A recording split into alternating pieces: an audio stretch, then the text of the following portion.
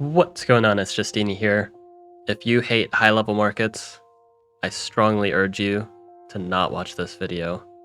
This video has some of the most disgusting markets you've ever seen. You have been warned. So yeah, let's just get right into things. I was doing the Zabasi on the lakes. Turns out Zabasi is actually pretty good. So I don't go construction here because look at all the fruit. It's a very fruity spawn. I go for 4 warriors with the org. Do some nice upgrades that way. This isn't really a way that you would expect a disgusting market game to start. Really bad explorer too. All in all, spawns are not too bad though because of all the fruit. But there are some crazy markets. Actually already you can see how the markets are gonna look. I meet the opponent. I don't know if it looks like the markets are gonna be insane, but I mean, you can get a little bit of a hint here. Level 5 windmill spot, you have to border growth for it, but you're gonna see a nice sequence of border growths here, because I actually don't border growth my capital. This would be the intuitive thing to do, you know, take the good juicy windmill spot, but that's not the right move at all here. And you're gonna see the order of the border growth matters a lot. I go construction now. Now I get my first giant. I don't park a fortune yet. I assumed there might be a siege. And I go explore. And I see, well, he's not getting a giant from that city, so I'll place my Park of Fortune there, get 5 stars, because that's the only way to get 5 stars. Grab Riding, and I'm just going to re-siege with the Rider. Bada bing, bada boom. Cover the farm, just in case. Now I'm getting the city back. But again, looks like a really slow start so far. I'm only getting my first row in now. I just lost one of my cities, I'm getting it back now. I didn't even do a construction opening. But now, this is where the magic happens. So we border growth this city first, and that's why I needed the Park of Fortune here as well. So, you might be seeing it already. So, we're gonna have a pair of level 8 markets. Trade setup, the level 3 windmill here, plus the level 5 off the border growth. 2 level 8 markets, but we're not stopping there. It actually, it gets even more crazy. This is only the beginning. Because now, the second border growth. And look at this level 5 windmill spot. Oh. 5, 3, market. Yeah, that's 2 more level 8 markets. And then what about the market in this city? Yeah, this one has to be level 3. Oh no. Out of my 5 markets, only 4 of them will be level 8. But yeah, you might also notice I am on 5 cities, and the opponent just has the rest of the map. They actually have 10 cities. So literally double my city count, and they're close to markets themselves. They have math, they have roads. But you're going to see quality over quantity. That's usually not the motto of my channel, but today it is, I suppose. So we're getting in the water. Another border growth because I want to take up space. And that's right, turn 15. 4 markets, each at level 8. 5 cities, 58 star per turn, and we're not done yet. He's advancing with the giant. My economy is just going to be absolutely stupid. Going for the counterattack. 63 star per turn. And again, there's more. I have extra population sitting around. They're able to defend using monuments. They have plenty of giants. I don't have an immediate attack, and they do have their own cute little level 5 markets. That's adorable. But Yeah, this is going to be something. But now how to win this position, because this isn't actually trivial. Because the opponent has a lot of stars. They're defending well. I can't actually win immediately. So I have to be a little patient here. And you're going to see how I do this. 65 star per turn. That's 13 star per turn per city. That's a lot. So the opponent's kind of going and attacking. Now I go navigation. And this is going to be my key to success. Using all these stars that I have, not for some quick attack, but instead tons of control. Usually with 5 cities you don't have a lot of control, but besides the fact that I border growth 4 of my 5 cities, I have a lot of stars for bombers. And it just... look at all these bombers so far. I already have 4 bombers, and they're all restricting the opponent a lot. They're kind of playing defensive. Which, I mean, if you have extra cities, you should win in the long term, especially if you already have your market set up. And I think at one point the opponent does pass me in economy. But it takes a while for that to happen because their markets aren't as good. Now I go for the cloaks. That's how I'm going to attack. But I've set up my foundations first. Now, another giant. And again, not rushing in, losing all my giants. They have a knight on defense now. Like, I don't want to run into the catapult and, you know, lose everything.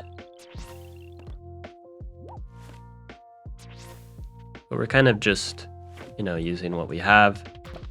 Now I'm finally attacking the city, now that I have plenty of bombers, cloaks running in, and I have 4 giants attacking. This is a very devastating attack. Their giant on defense is gone.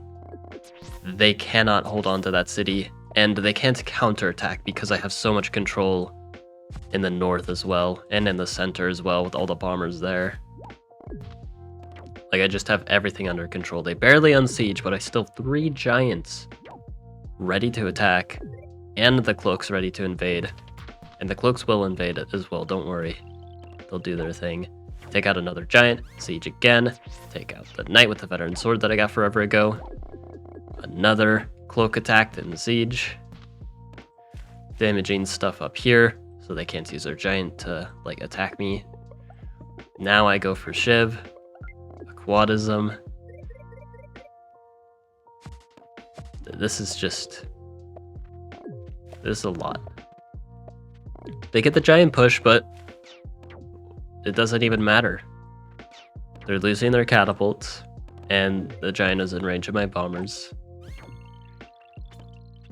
And even though I've spent the first 23 turns of the game with no more than 5 cities, and the opponent had markets, it just doesn't matter because my markets are so good that even the opponent having markets isn't enough. This is completely fair and balanced, as they say. Like, I don't know what the opponent was really supposed to do. Like, the markets. They even got their own markets. That's normally the right thing to do when you see the opponent being greedy. Just go greedy right back. If you're up in cities, you should win. They have double my city count. They should be winning, but they're not. They're dead lost. Their capital is now getting pressured, and they're not going to be able to sufficiently defend this. I decided to get philosophy to heal up my giants, so I can continue to use those for attack. I get archery, not only for the defense bonus, but I'm also going to be making archers to antagonize their bombers. Just because, you know, I'm at that phase of the game, I can do whatever I need to. I don't make any archers yet. I don't for a while, and the archers don't even do that much. The opponent's going to try their best to defend. But I have a vastly superior economy because I've disrupted their markets here. Like, they're completely destroyed in terms of economy. It's so over.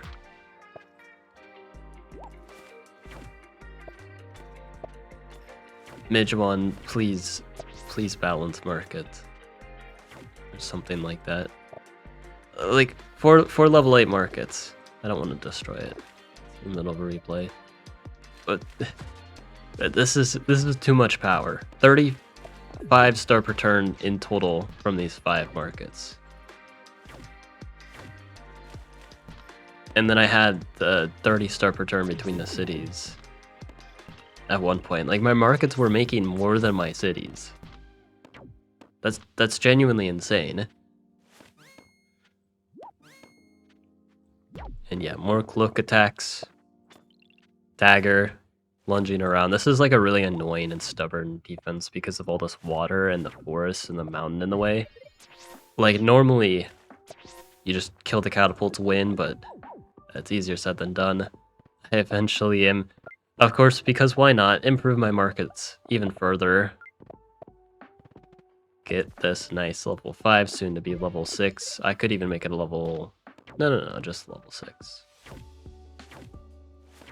I think that's the best I can do there, unless I were to like place it somewhere else.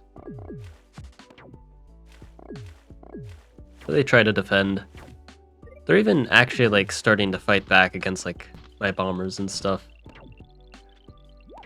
I kind of gave them a little bit to work with, because I've been focused a lot on attacking the capital. Yeah, they're just getting brutally attacked. And I'm about to get giant number 3 now in this position because I sacrificed a little bit to attack. And now another giant.